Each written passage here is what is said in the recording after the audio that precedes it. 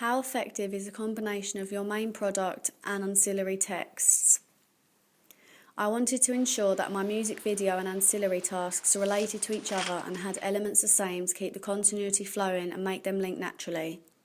The outfits that Grace wore she had on in the photos I took and when I was filming, and they were recognisable pieces like her oversized denim jacket, the gold chain and black grunge boots. These are all part of her unique look and complement her style. I believe her appearance between the two is very effective and her attitude remains high throughout both of them, with her trademark facial expressions being shown in my music video and on my Digipack album and the magazine advertisement.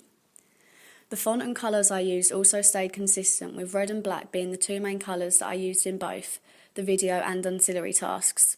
Her clothing was rather red, black and blue, which relates to her dark, dangerous attitude, and the heavy jacket she wears in both clothing changes. Rihanna herself also wears both of these items out and about every day, so I carefully selected the clothing I put Grace in to keep it as similar to Rihanna as possible.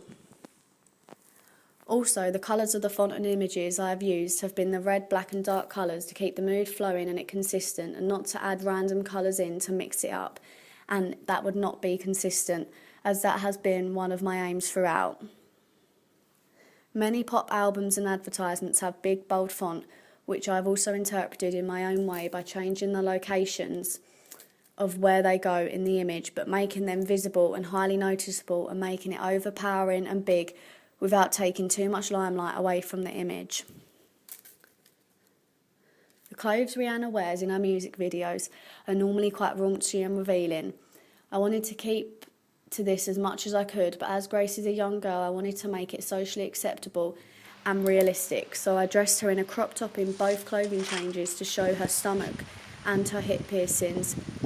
which connotes her electric and unique style, and in one of the shots she wore shorts, so she had her legs out at times like Rihanna normally does, but to keep it acceptable and not too much. In one of them she had leather leggings on, which are still sexy but more suitable for her teenage age.